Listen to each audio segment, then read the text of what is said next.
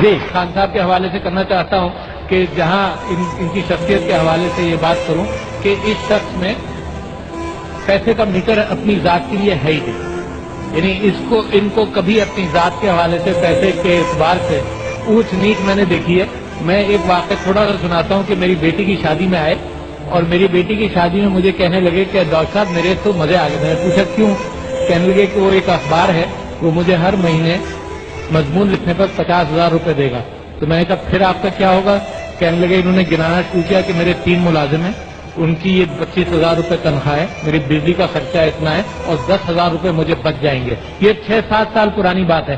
جو آدمی اس انداز سے سوچتا ہو پیسہ بہت دیکھا ہو, بہت دیکھا ہے. جس نے کرکٹ سے جوئے کا خاتمہ کیا ہو جس کی وجہ سے تو خاتمہ ہوا, ورنہ تو سب جواری موجود تھے. 2002 کے اندر جب ہم الیکشن ہارے تو مجھے ان کو اپنی گاڑی بیچتے ہوئے بھی دیکھا ہے. تو اللہ تعالیٰ نوازنے والا ہے جناب. صحیح بات, بالکل صحیح ہے.